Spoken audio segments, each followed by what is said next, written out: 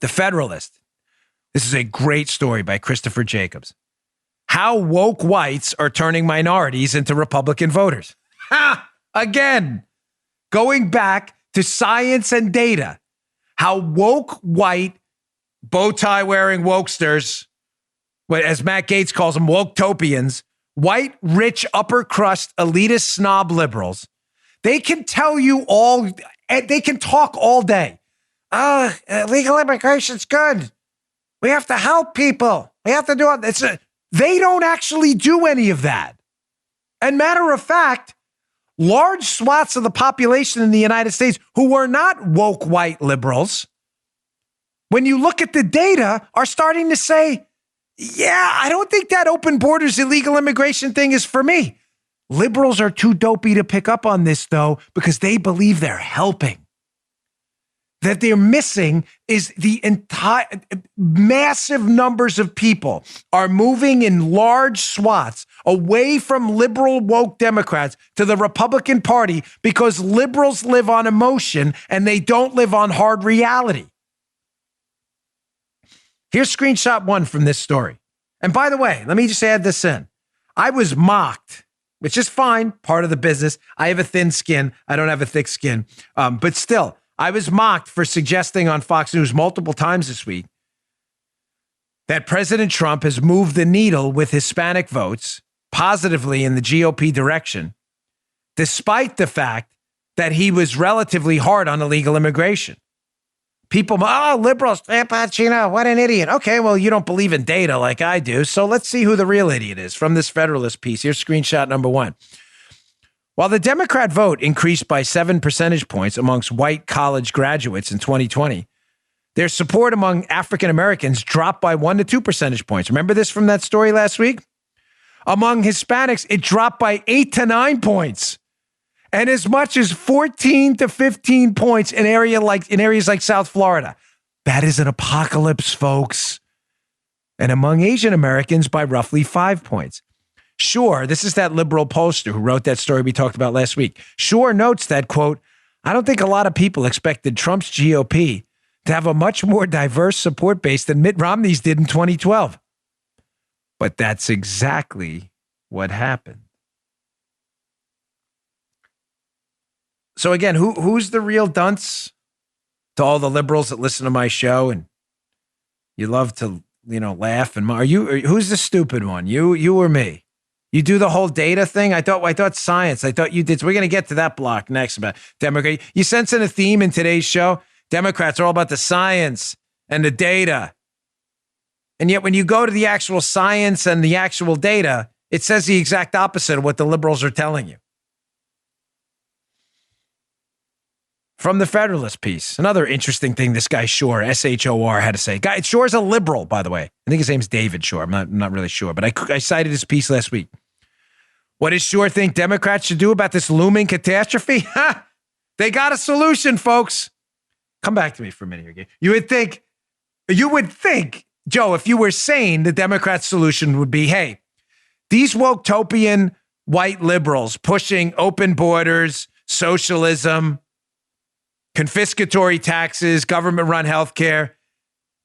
Joe, a sane person would say we're driving away Hispanic, Black, and Asian voters. Maybe that's not a good idea. Maybe we should moderate a little bit and advocate for crazy ideas like liberty and freedom. I know that's nuts and it's a stretch for you. Wouldn't that be what you would say? Mm-hmm. Why are we losing these people? Why? Well, they don't seem to like the whole socialism thing. Maybe we should. No. That's not their solution. Oh. Shore's solution is, let's just gerrymander the election and admit new states so we can steal elections in the future. Right up the Democrats' alley. Go back to the piece. Rather than moderating their policy, Shore thinks that the left should use the current Congress to tilt the playing field permanently in its direction. These people are unreal. Yeah. They are unbelievable. By requiring red states to redraw their congressional districts in a more pro-Democrat manner and admitting new states that will increase Democratic votes in the Senate. Here's the quote from Shore. Since the maps in Congress are so biased against us, if we don't pass a redistricting reform, our chance of keeping the House is very low. And in the Senate, it's even more biased against us than the House. So it's also very important that we add as many states as we can. This is Democrats. Never, ever a moment of actual self-reflection. Never. Never a moment of what are we doing wrong that's driving sane minority voters over to the GOP that maybe we should reflect on. None of that. Their solution is, well, we're obviously totalitarians. So how do we push the beach ball under the water even more? I've got it. Let's rig Congress through massive gerrymandering and add 2 states so our crazy ideas can't lose. The lack of the ability by woke-topian liberals to look in the mirror and see how stupid their ideas are is one of the great conundrums of my time. It reminds me of a quote. I hate quotes, but sometimes they're really good, and I use them often. If you've never read The Natural by Bernard Malamud, you have to. The book is better than the movie. The movie ends totally differently, by the way. I don't know if you know that. I don't want to spoil the book, but trust me, it's nothing like the ending of the movie. You know, the movie with Robert Redford, The Natural? There's a quote in the book that's spectacular. One of the female characters in the book, says, we all live 2 lives, the one we learn from and the one we live after that. Says that to Roy Hobbs.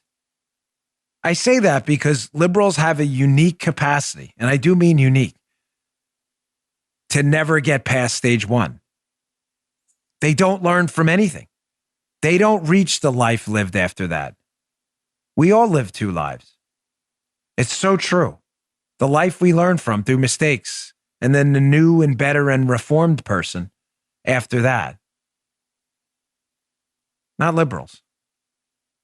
They pass a bunch of liberal junk in New York City. People move out. They move to Florida. They vote the same junk in here, and they do it again.